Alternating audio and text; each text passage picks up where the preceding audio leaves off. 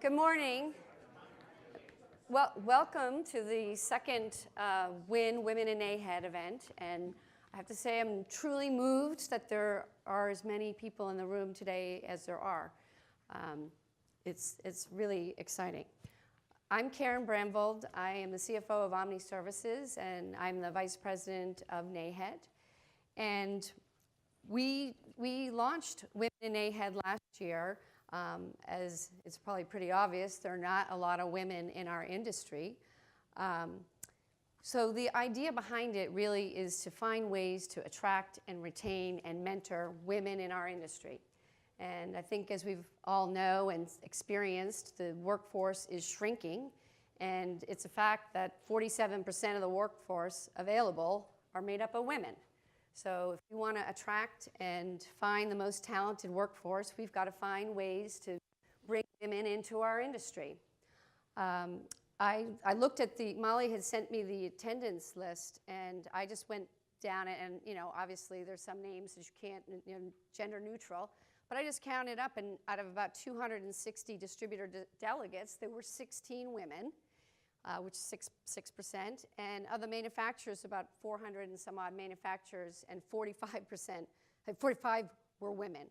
So all in total, about 9% of the attendees at the NAHAD convention, which would be typically, managers, line managers, only 9% are women. So we need to find ways to change this, and that's the whole idea behind it. And I don't know if Molly, are they going to pass the fishbowl around?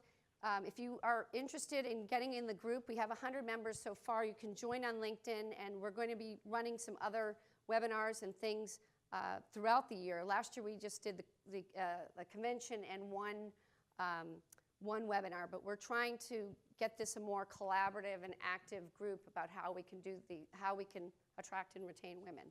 So if you'd like to participate, put your business card in the fishbowl, which Catherine has in the back. And you'll be seeing more as we progress through the year. But today, I'm really excited about Judy Hoberman's presentation. Judy began her career as an insurance sales agent and eventually became the founder of her own agency. Along the way, she learned to articulate, which often gets lost in the modern corporate setting, that women want to be treated equally, not identically. It says right up there. The on-the-ground reality is that there are very real differences between how men and women sell and manage and recruit. Today's workshop will provide a proven blueprint on how to recruit the best talent, retain and grow your existing business, and then Judy will show us how to reinforce these habits along with your employees and your team.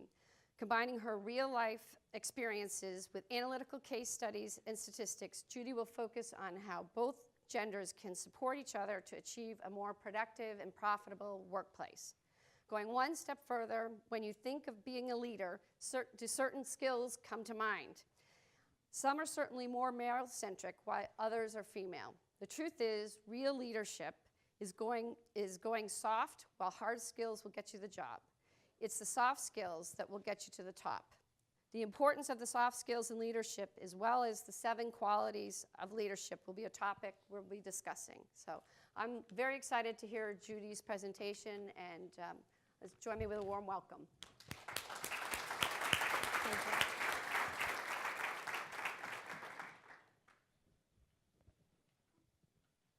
So I want you to think about this. Why do people do things the way they do? Why do companies do things the way they do? So let's talk about monkeys, a fire hose, and bananas. In this corner, you're going to have monkeys in a cage. In this corner, you have bananas. In the middle, there's a person with a fire hose. Now, what happens when monkeys see bananas? They're going to go after it, right? So the monkey comes across, goes to get the banana, and the person with the fire hose turns it on the ones that didn't go for the bananas. And they repeat this. And every single time that monkey goes for the bananas, the other ones are getting shot with the fire hose. So they swap out the monkeys and they swap out the bananas, because by now the bananas are pretty gross. But at some point, not one monkey has ever been hit with that fire hose. And yet every single time a monkey goes towards the bananas, the other ones attack them because they know they're going to get squirted with that fire hose. So, if monkeys could speak, what do you think they'd say? Why is it done like this? Because that's the way it's always been done. And that's what happens when we talk about women in business. Why don't we have more women? You heard what Karen said about the statistics. Why aren't there more women in leadership? Why aren't there more women in the industry? Because that's the way it's always been done. So today, I'm going to talk to you a little bit about how to bring the right women in, or the right candidates. Just because you're a woman doesn't mean you're the right candidate either, so make sure you understand that. You also have to wonder where are all the men that champion them? Look around this room. I am so excited that there are so many men that are here, which means you champion women, and that's part of the story. Now, some of you will relate to me because I've been the most prepared, the least prepared, the oldest, the youngest, the smartest, the least intelligent. Anywhere around the board, I've been. So I've probably been in your shoes. But what has always been important to me is everything centers around my family. So if it's good for my family, it's good for others. So here's where I spent most of my time. I was the only woman in any industry that I went into. I started out in construction. I was in commercial roofing. Anybody ever do anything with commercial roofing? Well, let me just say it's a very different type of business. I was in it in the 70s. And in the 70s, there were certain things that you had to do. Remember, you had to be dressed. You had to be dressed for success. That was the 70s. So when I came into this company, I was told I always had to wear a dress or a skirt because, after all, you get dressed for the position you want and the position that you want to get into. I was also told that my business and all of my appointments would never take place in my office, when in fact they would take place on the roof. Oh, some of you got that already. But I was also told that OSHA was very strict, and they wanted to make sure that I was always safe. So every time I would climb up the ladder, there'd be someone underneath me in case I fell. You get the picture? Okay, let's fast forward because we're not going to go into those anymore. But let's fast forward into insurance. It wasn't any different. I didn't climb up a ladder in a skirt, but I was surrounded by only men. I was the only female. And I had to figure out things. How was I going to be successful if there was no one that even looked like me? So who knew that I was going to be the face of the company? That's what they kept telling me. You're the face of the company. Don't worry if you don't know anything because you'll always have an expert with you. You don't even need to speak. You just need to show up. Isn't that interesting? Now, that would never go through today. But back then it did. So it was a very confusing world. Did I become one of the boys? Did I become one of the girls? What do I do? I didn't even know what to do. So I had to try to think about what did I want to be when I grew up. And in this industry, whether it was construction or insurance or anything else, I had to figure out where I wanted to be successful. So this was my new sense of normal. I didn't know what to do. I didn't know which way to turn. I had to come up with my own system. How many of you work better with a system? I needed structure. So I created my own system. And as a matter of fact, it happens to spell out the word skirt. Who knew? It just happened like that. So here's my system. Standing out, keys to success, inspiration, results, and time management. And what I found was when I had a system in place, I was able to be successful. When I was a manager and a managing partner and I gave people a system, it made them more successful. So everybody struggles with time management. Is there anybody here who doesn't struggle with time management? See, that's not one person that raised their hand. But there's also other pieces, like how do you stand out? How do you make yourself different? So I'm going to talk about a few of these things and incorporate them into how you can actually recruit the right people, motivate the right people, advance the right people, and retain the right people. So how many, shouldn't even ask, but I'm sure a lot of you had heard there was a webinar. And I did a webinar called Old Ways Won't Open New Doors. And if you were on it, you heard some of the things we talked about that were the way you used to do business.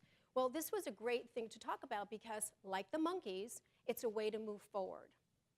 However, if you keep doing the same things over and over again, that is the definition of insanity. So why aren't we changing things? How can we change things? Does anybody in here have any amazing ways that you're recruiting women into this business or the association? And don't be afraid to talk because you will be talking very shortly.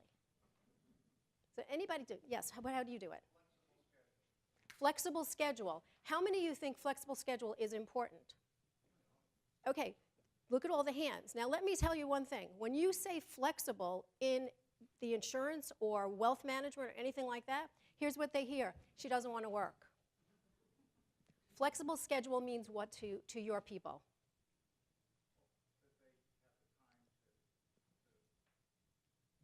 To think their family.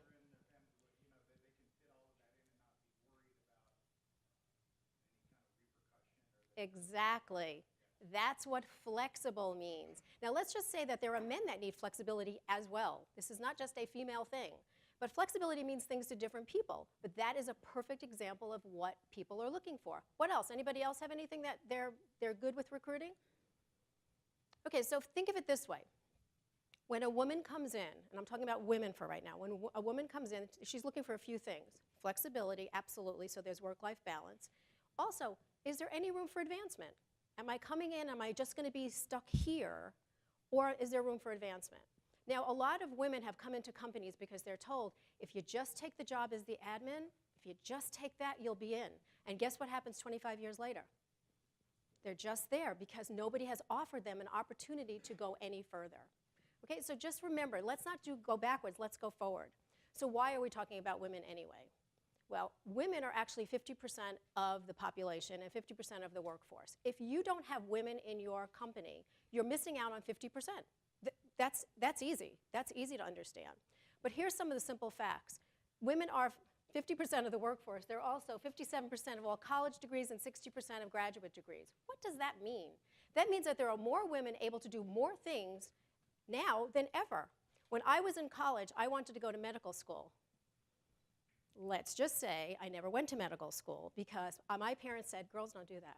Girls are admins, girls are secretaries, girls are nurses, girls are teachers. Anybody want to guess what I was?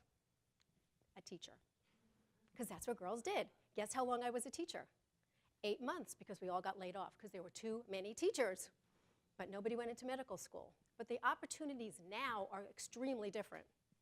Women have more choices. Women could do things that they couldn't do before if they choose to. And the reason I keep saying if they want to, if they choose to, is because not everybody wants to do that. A lot of people are brought in because they are women. Let me go back to roofing. Why do you think I was brought in? I was a woman and they could check it off. Insurance. Why do you think I was brought in? I was a woman. They had check off the box. You want to be more than a check and a box, is the truth. So what can women do and how can you attract women? So here's just the facts. According to McKinsey, companies with gender diversity at the top outperform the national average by 15%. What do you think happens when women are at the top? What do they bring to the table?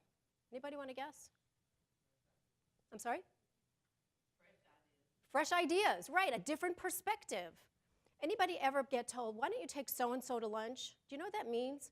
Let's build a relationship, but they don't want to talk about relationships. You take her to lunch. Let's see what happens. Or how about go with your gut? Who would you hire? So there's all different ways that people are saying things, but they're not actually saying them. Okay? The other piece is, I want you to remember this number, 85%. 85% of all consumer purchasing decisions are made by women.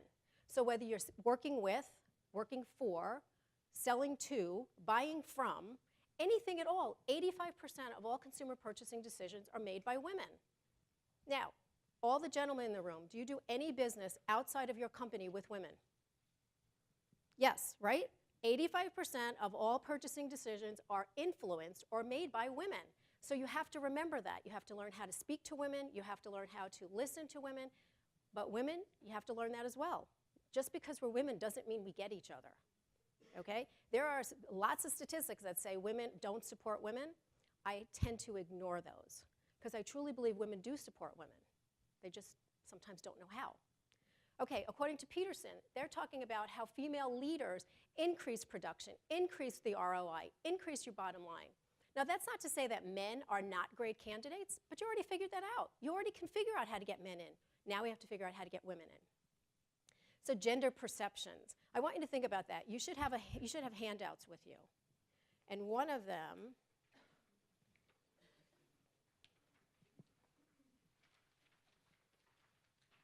talks about gender perceptions. So let me ask a question. How many of you have found, for some reason, you can't recruit women? For any reason. Anybody ever have trouble recruiting women? Look around the room. Hello? Anybody have trouble recruiting women? No, you all have no trouble. Okay, so tell me how you recruit women. What do you say when you bring them in? What do you say? Okay, this is going to be interactive because I know how to volunteer people. Okay, so what do you say when you bring women in? What are you telling them they're coming in for? A career, okay. What else? Part of the team. Opportunity. What else? Advancement.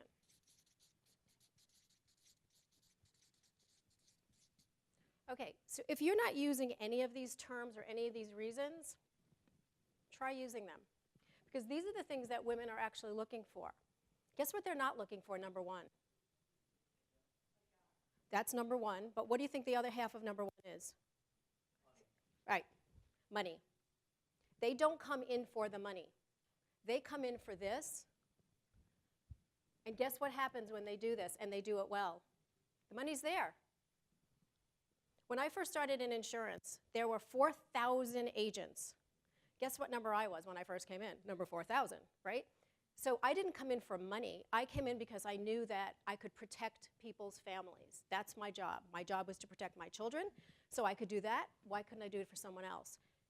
I never talked about money. I talked about not being number 4,000. I wanted to get recognition. That's what I wanted. Guess what happens when you get recognition? It means you're doing your job. When you're doing your job, what do you get? Money, right? So my goal at the end of the year was to be number one on that list. So how many think I made to number one? Yeah. Now, how I got to number one is I did my job and I did it really well. I didn't like the noise in my ear saying, well, so-and-so's number two and you're not anywhere near him. I didn't like that part of it. But I like to do what I could do. I was number one. And I did it because I wanted recognition. The money was not number one for me. So I want you to think about that when you're talking to someone coming in, male or female actually, because men are actually looking more for money first, recognition second, women are the other way around. So sometimes the gender perceptions are something that we think, well, everybody wants money. Not true. Now, are there women that want money? Absolutely. But you have to ask. You just have to ask. So here's some information about surveys. When you hire women, based on surveys, and I could give you all the statistics, but you don't have that much time, so I'm just going to tell you what they say. So women give you better financial performance because they inspire and they motivate others. Okay? The women in the room, do you feel like you inspire others? Absolutely. You have to be inspiring to others because you're here and you're here for a while. How many of you have been here for over 5 years? How many of you have been here over 10 years? 15, 20, 25, 30. Still have hands raised. You see what I'm saying? So there's a reason why people are here. You are inspiration. And let me say that not all the time do you know you're inspiring others. One day, someone's going to come up to you and say, oh, thank you so much for doing X, Y, and Z. You made a difference in my life. I was going to quit, but I was watching you. So you may not know that you're inspiring people, but you do. The other part, you develop others, and you collaborate. When you develop others, sometimes you do that through mentoring. Sometimes you do it through just having conversations. But we also collaborate. And collaboration does not mean that we don't know our jobs. We like to get the buy-in from our teams. We also develop ourselves, and we stretch our goals. Developing ourselves is something that is really, really important, and a lot of times women put that aside because we put ourselves last. But when you are part of a company, that's number one for you, is to develop yourself. Also, we build relationships. We are the best at building relationships. That's what women are known for.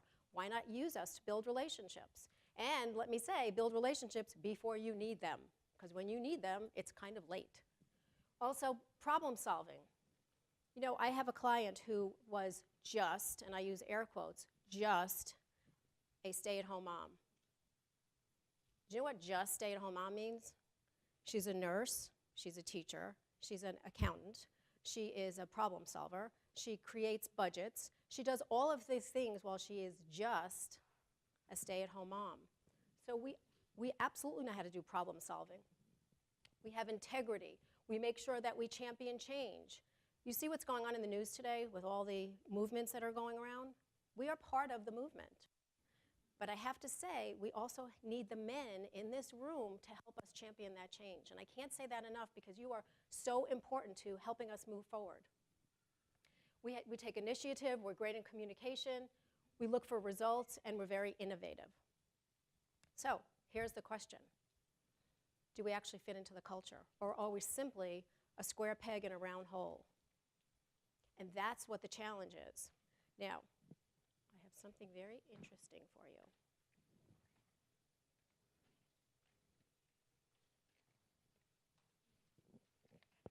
Okay. So in a moment, I'm going to talk about what this actually means and why it's so very important. But you have to decide, what do we see when we come in? Do we see anybody that looks like us, anybody that acts like us? When you look to fit in the culture, you might know who your perfect person is, but when we come onto your homepage, you know, because obviously we're detectives, we go onto your homepage, do we see anybody like us? Is there an article about up-and-coming rising stars? Is there something that shows somewhere the things that we're looking for? I do training for Monster.com, and they could not understand why some of their top clients were not pulling in more women. And if you look at the ads, they're very male-centric. We're looking for aggressive people. We're looking for competitive people. And while we are aggressive and competitive, that's not who we want to be seen as. And so you have to be careful how you're advertising. But also, make sure that everybody on your team has a LinkedIn profile, so somebody can see who's actually on your team. And how many of you have Googled yourself?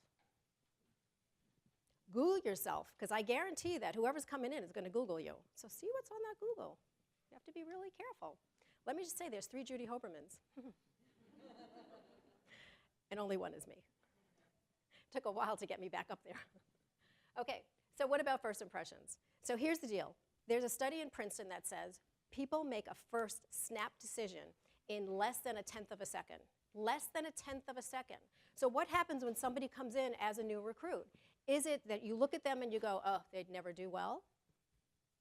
What is it, the way they're dressed, is the way they walk, the way they talk? What is it about them that you're thinking, I'm never going to even interview them? Do you know how many people you could actually miss out on by making a first impression and not a good one? And when you make a first impression, it is usually negative. I did a TED Talk about prejudging, and this was what it was all about. Somebody that walks into this room, you go, ooh, yep, can't even talk to her because, you know, I bet some of you looked and said, oh, look at her boots, right? Just saying, I know you did. Okay, so you make these first impressions. Now, what does that mean? Oh, you must be from Texas, right? I live in Texas, I'm not from Texas. But that's what I'm saying. So you make a first impression just like that, a snap judgment. And sometimes I challenge people, whatever first impression you made about anybody in this room, before you leave, change it. Because most of the time, first impressions are not real. And you can lose some amazing candidates by simply blocking them out. So imagine this. You have 2 people that are coming in for an interview. They both have the same exact resume. One is male, one is female. Exact.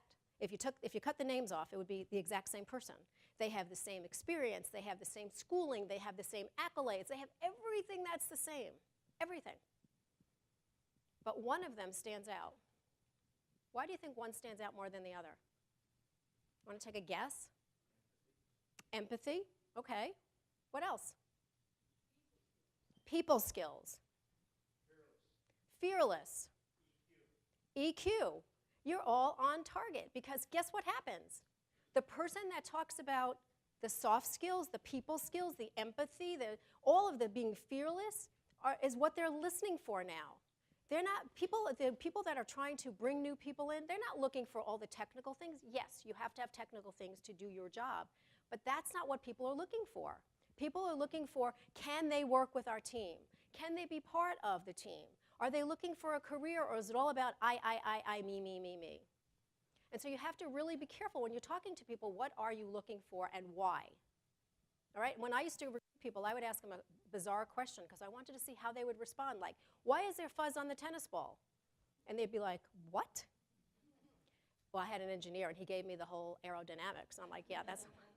But truly, ask a question like, what's the most amazing thing you've ever done that has nothing to do with your family? And listen to the answers. It's going to be something truly different than what you thought. And maybe that's the person, whatever they're saying is going to show you that they could be part of your team. And somebody that you'd be amazed at as part of your team. Somebody that can let your team see other things. Remember, old ways don't open new doors. Sometimes it's something brand spanking new. So there's also some great missed opportunities when you do this. Sometimes you look at somebody and you say, she'll last a week, he'll last a month. I don't know why I'm bothering to try. It just doesn't even make sense to me. So I want to read you something about somebody who's sitting in this room. I have to get my glasses on, so. Somebody that could have been the greatest missed opportunity ever. And instead, the best investment ever. Truly the best. Okay, you ready?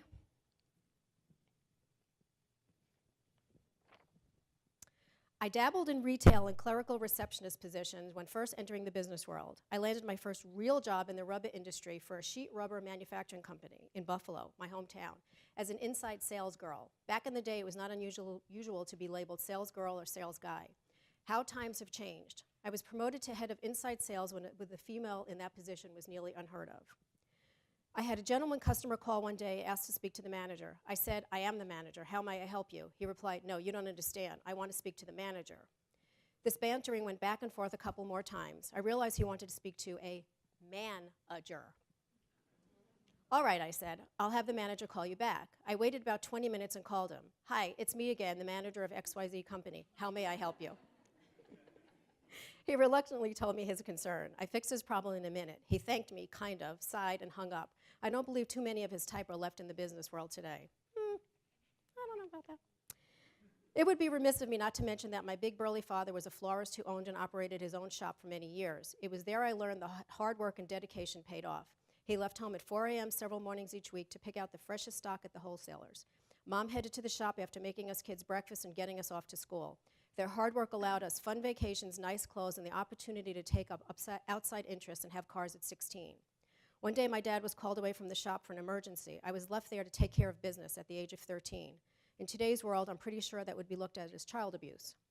A gentleman walked in and asked for a fresh flower arrangement for his wife, who was in the hospital after the birth of their first child. I calmly told him that Dad had to leave, but I had watched him make many arrangements, and I was willing to try. Lo and behold, it turned out quite nice. He actually even paid for it. It was at that moment that I knew I couldn't make it in business. All I needed was the desire to help others and the willingness to try, even to wing it on occasion. Okay, so I'm going to skip some of it, but I want to go back to here. Somebody said once labeled me as tough but fair. That's probably extremely accurate. If I believe in something or someone, I'm not afraid at all to voice my opinion or my beliefs. Ask just about anyone at NAHAD who knows me, and I'm confident they will agree. I've always kept the most important piece of the puzzle in mind, the customer. I have a passion to make the customer happy, and I'll do whatever necessary to ensure that happens. The second most important piece of the puzzle is Motion Industries. I have always had the company's best interest in mind, and after all, they have given me a great career to look back at. Unfortunately, non-equality still exists today. Studies prove males normally make more money than females holding the same position. Equally intelligent, talented, able, and strong women and men should be equally compensated.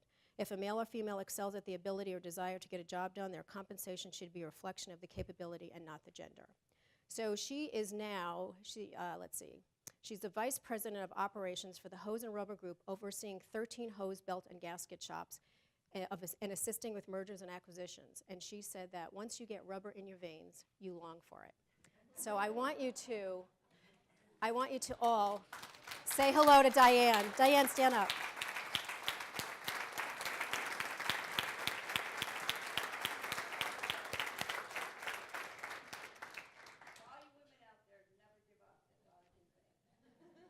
Now, what would have happened if somebody, when Diane came in for an interview, what year was that, Diane?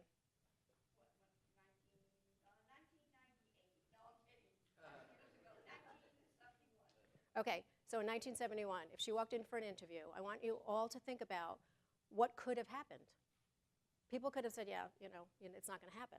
But look what happened, and look at the position she's in now. She's well respected, she has a high level position, and she's amazing.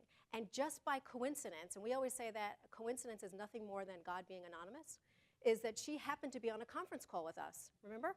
We had a conference call, it was Karen, Molly, and I, and Scott. And Scott said, hang on a second, you need to talk to Diane. And Diane was on the phone with us and told us that she had been here for decades. Who would have thought that there was a woman who was a trailblazer for other women in this industry? So I personally thank you. I was so excited. And when she sent me her bio, I mean, we were like, oh my God, she needs to be a writer. Forget about this stuff. In your next life. So you have to be careful. Don't make snap judgments. Because if you make a snap judgment, look what you could have missed. The greatest missed opportunity that there was. Agreed? Okay. So then we're moving forward. Now, how many of you have ever thought there would have been women in NAHAD? I mean, years ago there wasn't. You also have emerging leaders in NAHAD. You also have the new incoming president sitting over here who is, and you all met Karen, she introduced me and she introduced all the statistics. Who would have thought of anything like that? Who would have thought there would have been a woman in charge of an association? Let's go back to 1971. It was unheard of. Now, Karen has some very interesting words, too. Yes, she does. But she said, I hope that serving as NAHAD's first female president, that I can be a role model for young women in the industry. I hope that my being president of NAHAD can help to prove that there are real opportunities for women to succeed in this industry. So let's give a welcome to the almost president.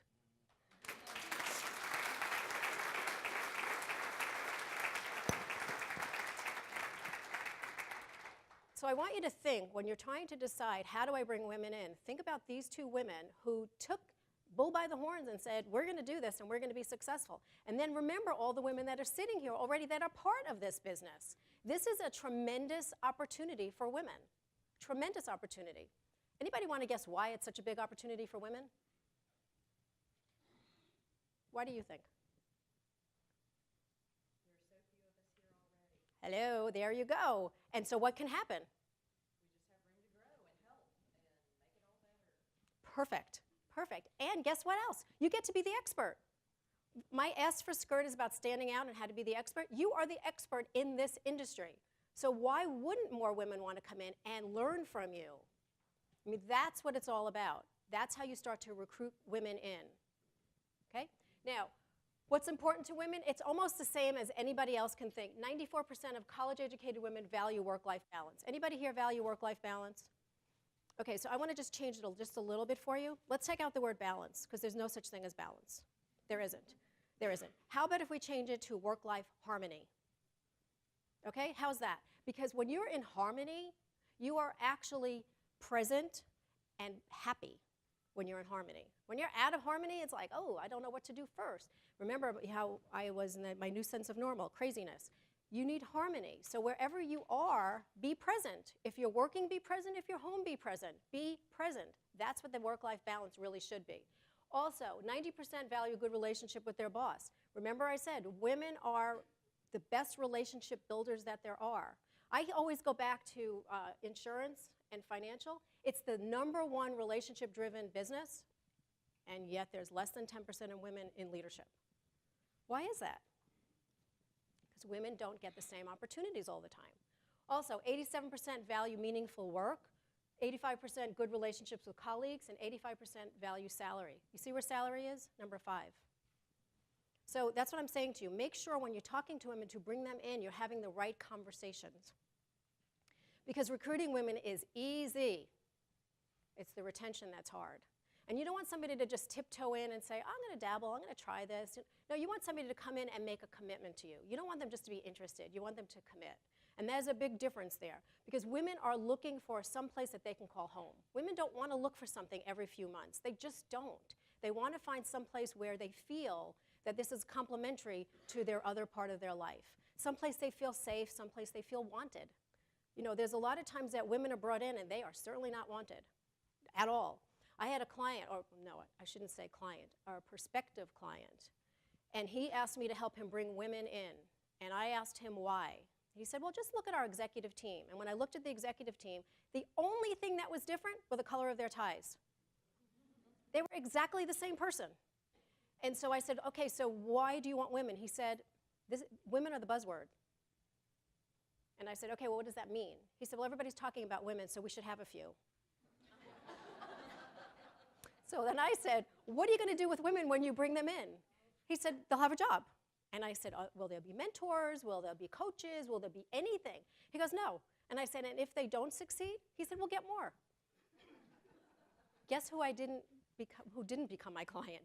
Because I just thought it was a waste of time. You cannot bring somebody in and just show them how to fail. So you have to do the things that are right for the candidate that comes in. So the most important concept, it says, if we're working hard to recruit women, we need to do a better job of holding on to them. This is by Julie McNeely, who's a friend of mine. She has her own agency.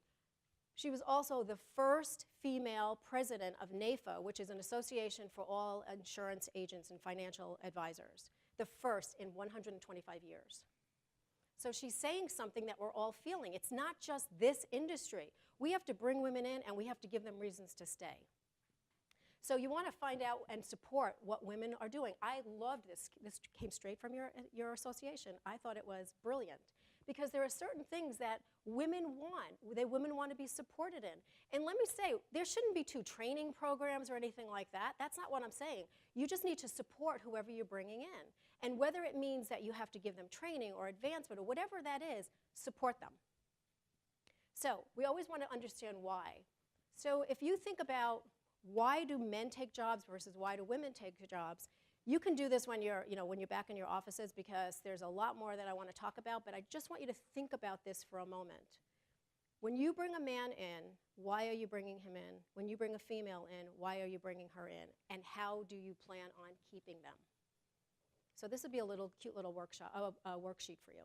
Okay, so relationships. It's all about relationships. This is our natural strength. And like I said before, you want to build relationships before you need them. So when you're out talking to people and you're saying, I need to bring more people into my company, reach back out to your network and say, this is who I'm looking for. Do you know who that is? Do you know why that is? My clients always have to fill out like a whole big thing about who their perfect person is. Because if you don't know who you're looking for everyone, and nobody can help you with everyone. You have to decide who that person is. My person is called Jennifer. I have no idea why she's called Jennifer. But the more I was answering my own questions, her name kept popping up. So when I'm talking to somebody and you're a Jennifer, I'm like, okay, this is my person. But if you're not a Jennifer, or you're not a Jennifer, or you're not a Jennifer, you're not my person.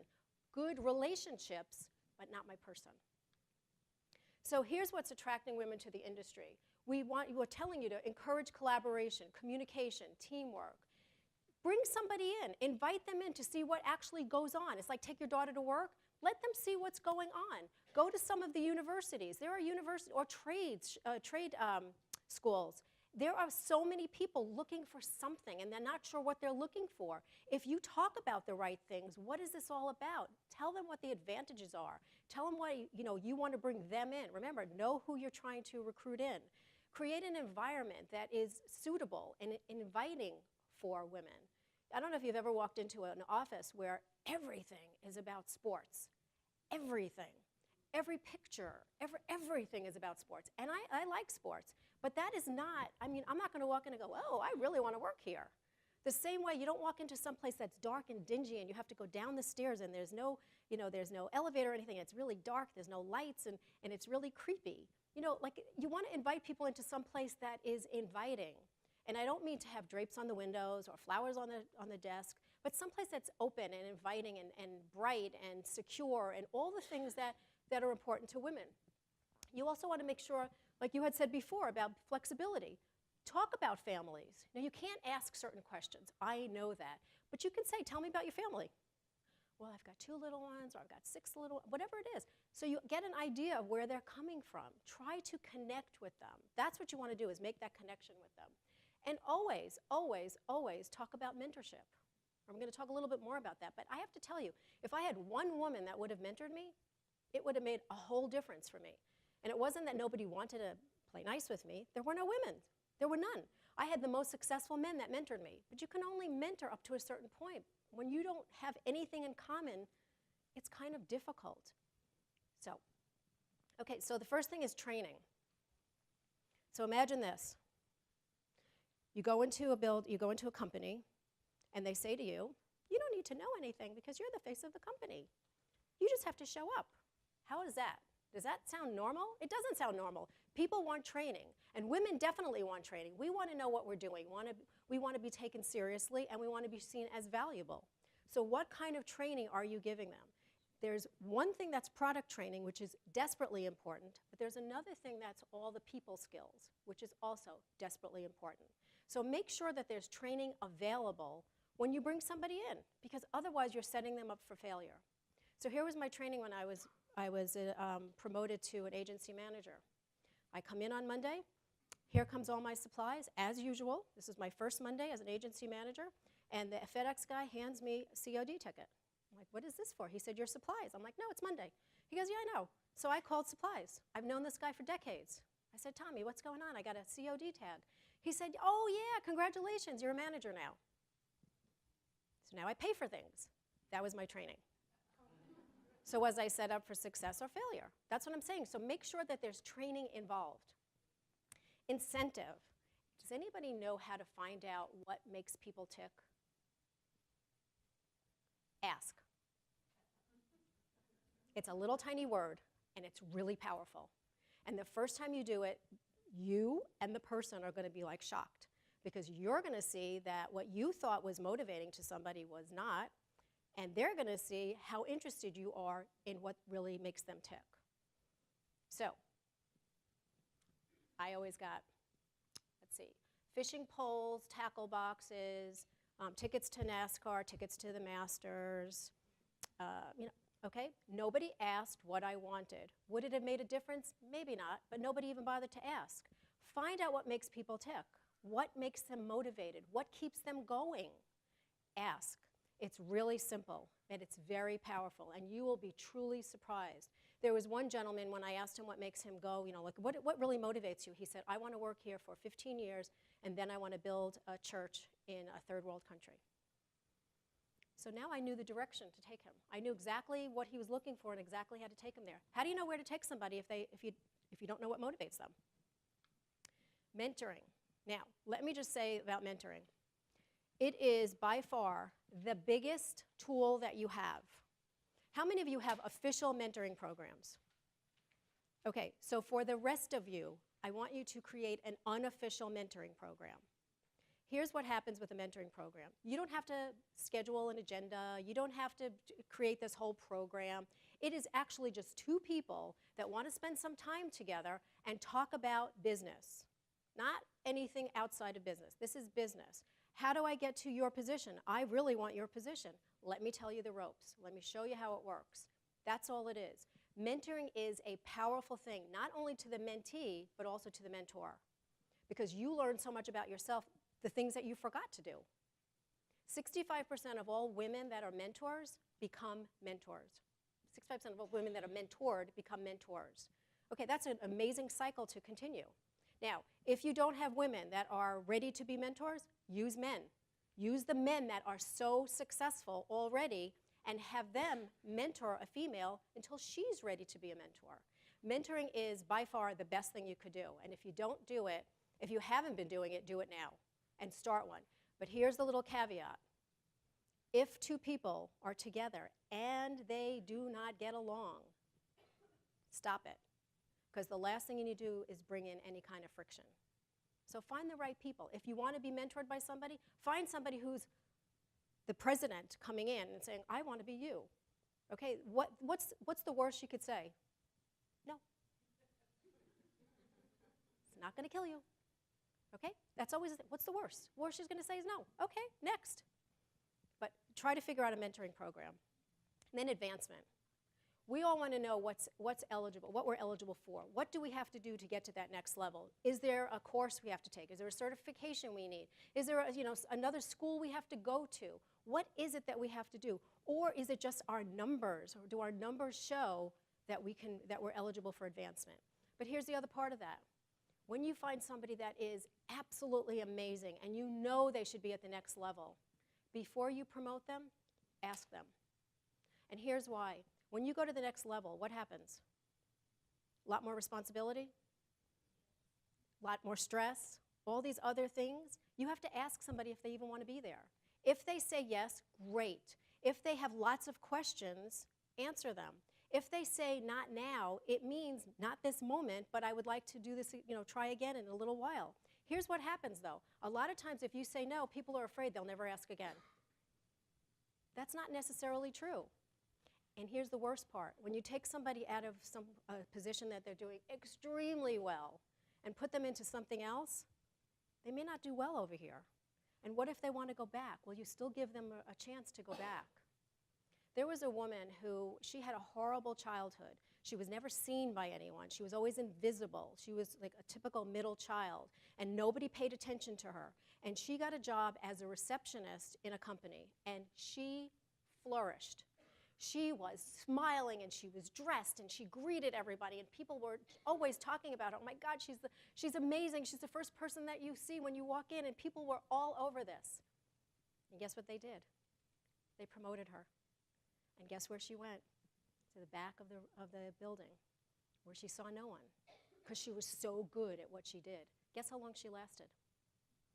3 months. Because she was not seen again. So you have to ask, because she said she would have said no, because she loved where she was. That's all she wanted, was people to actually see her. So are you ready to help others and help them move up, you to move up? So what I want to do is we're going to do some thinking, but I'm going to need some volunteers, and I promise you, it's good stuff. So there's 7 qualities of leadership that some of you are already using. Some of you don't know that they're qualities of leadership, but I want to make sure that you have these available to you. So the first one is passion.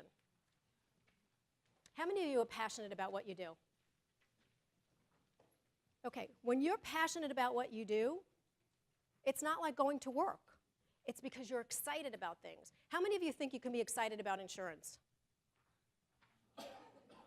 Right? Right? Okay, right? I used to have people that say to me on the phone, because now when I started in insurance, we didn't have computers or anything like that. People would say to me, I don't even know what you're selling, but you're so excited, I can't wait to meet you. And I'll be waiting at the door with the light on. That's how much fun I had, because I always thought there's nothing you should do unless you're passionate about it. Now, it doesn't mean you jump out of bed every morning and go, oh my God, I'm going to be doing rubber hoses today. That's not what I'm saying. What I'm saying is you have to be passionate about your team. You have to be passionate about yourself. You have to be passionate, right? It's not that difficult to be passionate about something that you're doing. Maybe it's you're helping people grow. Whatever that is, make sure you're passionate about it. So if I said to you, what's your personal mission statement? You have to come up with some reason why you do what you do every day. What is that? And I want you to take time to think about that, because this is something that's truly important. If I said to you, let's just get some adjectives up here. Why do you do what you're doing?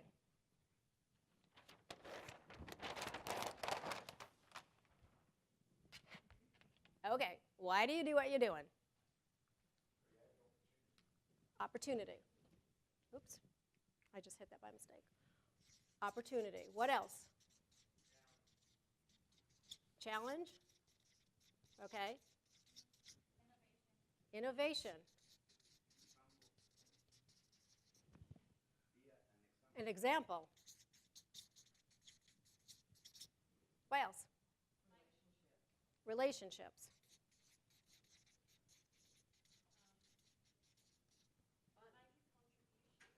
Fun. Contribution. Okay, so here's the deal. When you write your own personal mission statement, think about some of the things that make you do what you do.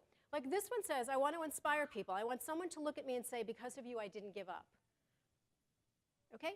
That's a great mission statement. I am inspiring to others because I want people to be successful. Whatever that mission statement is. And you should have it and share it with your team. Now, let me just say, being a leader doesn't mean you have to have a team of 100. You can have a person, you can be a leader of 1, and you're still a leader. So don't think, well, I'm not really a leader because I really don't have a team. Remember what I said before about inspiring others? Do you ever see the exercise commercial? I think it's Peloton, where the mom is on the bike and the little one is on her tricycle? You never know who you're inspiring. You just never know. So there might be somebody from a different team, or there might be somebody that's a vendor and they watch you from afar. Do you know social media has people that are silent watchers?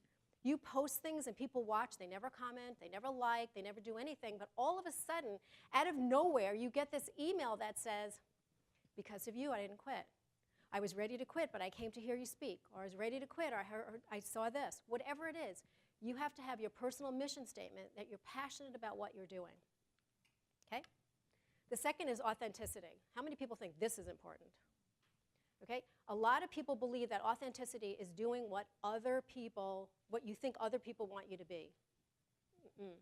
This is how you show up every day, to be authentic, to be the person that you are, the person that people are actually looking forward to seeing and seeing what you have to offer this day. So when you think about being authentic, here are some of the qualities. Do you motivate? Do you lead by example? Do you inspire? Do you mentor? Do you coach? Are you part of a team? What's your vision? Do you win? These are all the things that leaders do in order to be authentic to their teams. And a lot of these things are going to get you to start thinking, going, okay, do I do this? Do I not do this? Do I do this? Do I not do that? You probably do a bunch of it, but I want you to bring it more out to the forefront so people know that this is actually what you're doing. Okay, courage. How many of you are courageous? Okay, why are you courageous? That's a hard question. What do you do that's courageous? Put myself in new, uncomfortable positions, challenge myself. Absolutely, absolutely. Who else is courageous? You raised your hand and I remember who. Yes. Thank you for that.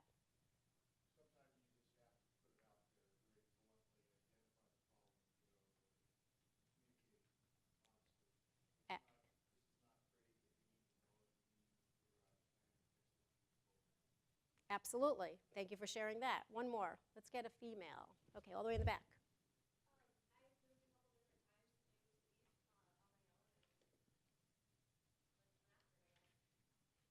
So did you find yourself having to be courageous each time? Yeah. Okay, and thank you for that. So I want you to say, how many of you ever have to creep out of your comfort zone? Okay, that's called being courageous. Now here's the deal. This is my comfort zone. And now I have to go over here, and this is like really uncomfortable. But guess what happens after you're here for a moment? That's your new comfort zone. And don't get comfortable, because now you're going over here. So being courageous, it could be just a moment that you have to be courageous. But you have to take that chance. Look at the chance that Diane took. Who the heck would have thought that a woman in 1971 would take a chance to work in an industry that was probably 99% male at that point? You know, so, I mean, it takes courage to do things, and it's every day that you take courage. So you have to decide, like, what makes you a courageous leader? And here's some of the examples that you heard, but think about the things that you do that you may not even think are courageous. One of the things I did, I worked corporate for 2 years of my entire career, just 2. It was a tough 2 years. It was tough because I'm an entrepreneur. I am a 1099 independent contractor, working commission, and here I am getting a check every other week. Whether you work or you don't work, you get this check. And I'm like, oh, okay, that sounds okay. You don't get any more, and you don't get any less. This is what you get. But I also knew that the environment for me, the culture, was not where I was supposed to be. Anybody ever feel like that? So after popping like Excedrin after Excedrin after Excedrin all day long and starting to feel like I was never going to be well again, both my kids said to me, leave. Now, at 55 years old, if you resign, who wants you? That's the first thing you think of. And when you resign, guess what you leave back? Your severance. So here I am, 55, my kids are grown, I'm not married, I don't know what the heck to do, but I have to go. How courageous is that, like jumping out the window with no parachute? I kind of thought it was crazy, but it was courageous. So that's what I'm saying. You come into these situations every single day where you have to decide, like, how am I going to be courageous today? Okay, communication is a big, big, big, big, big, big umbrella because it talks about asking questions, listening, making sure that you hear each other, talking the right way to men, talking the right way to women, talking the right way to each other. Communication is huge. And what happens is we lose a lot because of miscommunication. Sometimes we send each other emails or texts, and guess what you can't hear in a text or an email? Tone. So you naturally assume it's negative or it's nasty, and it may not be. So one of the first things I have to say is find out how the person that you're speaking with wants to be communicated with. If it's somebody that likes texting, that's one thing. If it's emails, it's the other thing. But to me, there's nothing better than face-to-face. Nothing better. You can hear, you can see when somebody goes like that because they think, oh my God, I can't believe that that's what you said to me, and it's not what you actually said. So I always talk about listen, listen, listen, and then listen some more. You have 2 ears, 1 mouth. One of the first things I always want to know is how many of you have trouble listening? Okay, so here's a little, what do they call them now, hacks? Here's a little hack. When you're with somebody, the first thing you say to them is, are you okay if I take notes? What are they going to say? What's the worst they'll say? Right, not going to die, right? So take notes. You know what happens when you take notes? You have to listen. And not only are you listening, you're getting what they say in their words. So when you repeat it back, they say, wow, you really listened. The best compliment someone could get is, you really listened. So I need 2 volunteers. I need somebody that thinks they are a great listener, and I need somebody that thinks they are a great communicator.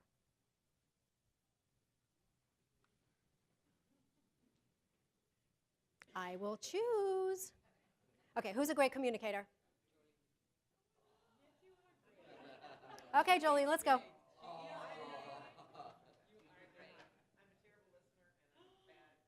Okay, I need 2. I promise you it'll be good.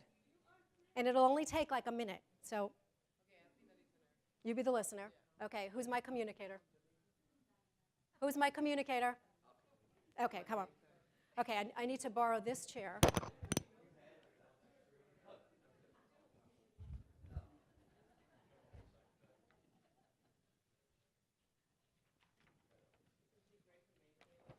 Okay, who is my listener? Have a seat. And just face that. Do not turn around.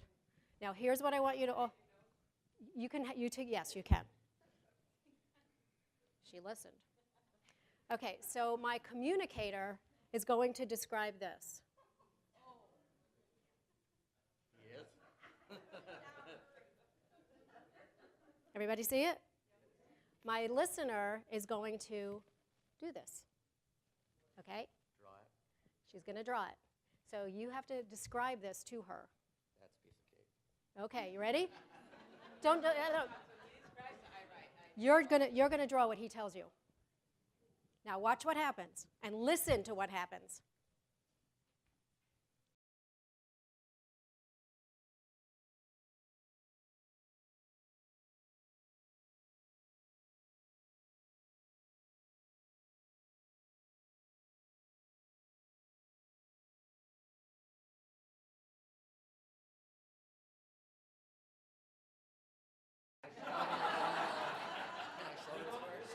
Okay, give him a hand.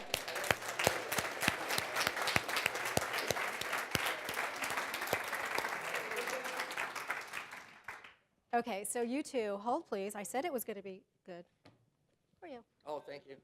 For you.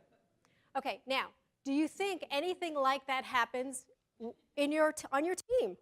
Wait, what did you mean? On the left, on the right, up, inside, outside?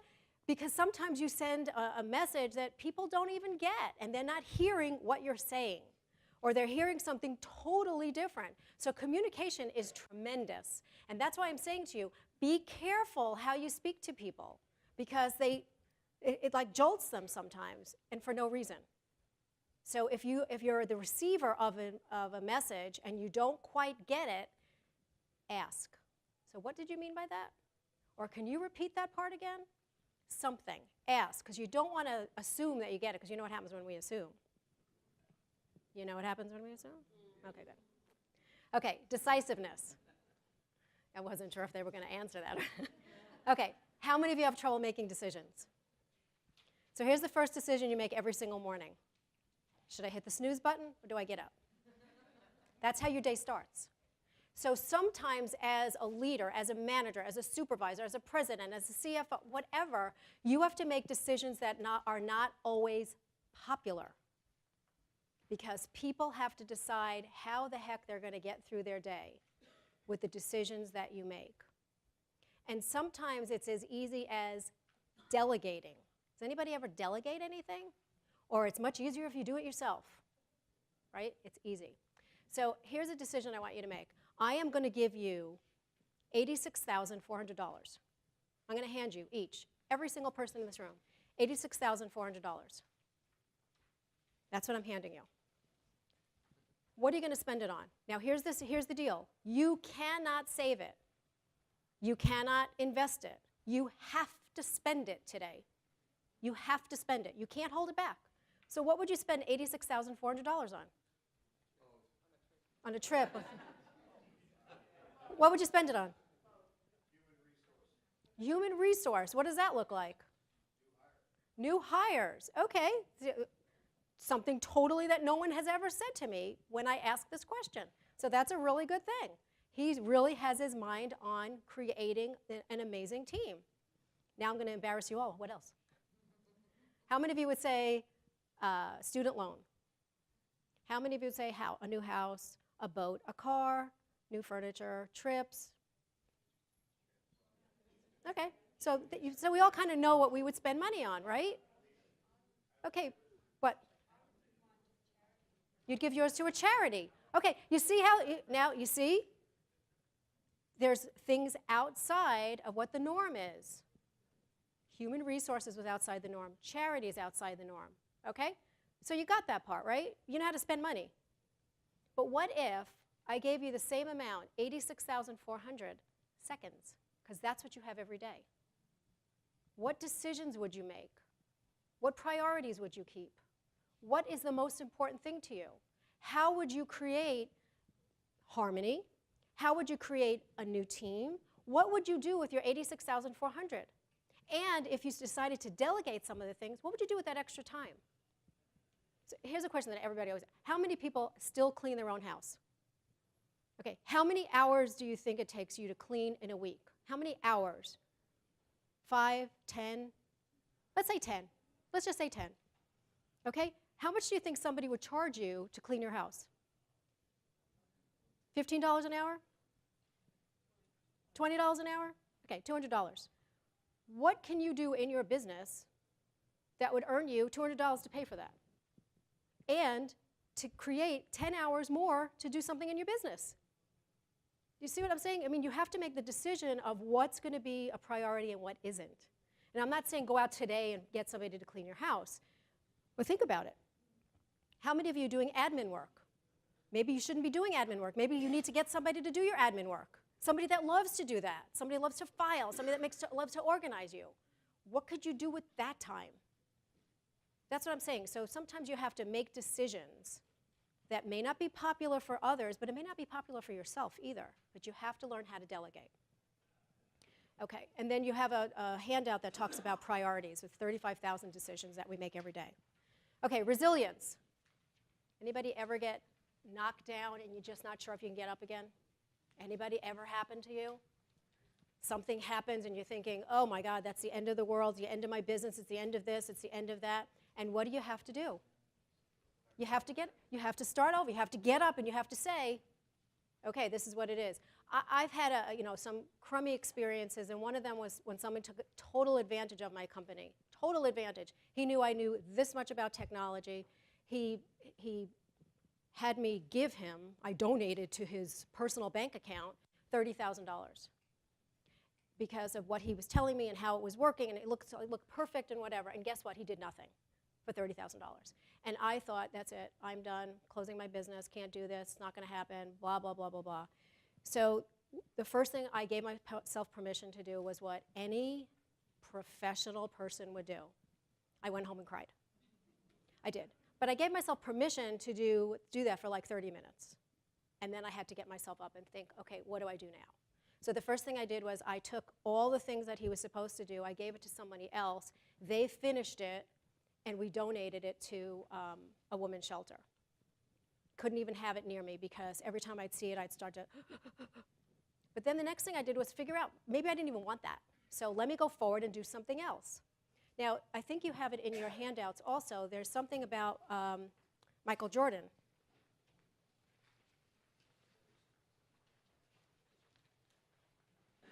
Yes, it's called Theory in Action. Michael Jordan is the epitome of resilience in sports. He said he has missed more than 9,000 shots in his career. He's lost almost 300 games. On 26 occasions, I've been entrusted to take the game-winning shot, and I missed. I failed over and over and over again in my life, and that's why I succeed. So don't be afraid to fail, because we call fail first attempt in learning. Don't be afraid to fail. If you've done something that isn't working, get up and do it again. Just keep doing it. Keep doing it. You ever see the commercials for the little kids in Olympics that are now the big kids in Olympics, where every 5 minutes they're falling down in the snow, falling down in the snow, their feet are cut up, everything is hurting, and yet they keep going. So, okay, and the last quality is generosity. When you think of generosity, what do you think of? Huh? Giving. What is it? Giving without reward. Absolutely, giving without reward. So some people say, well, I don't have money to be generous.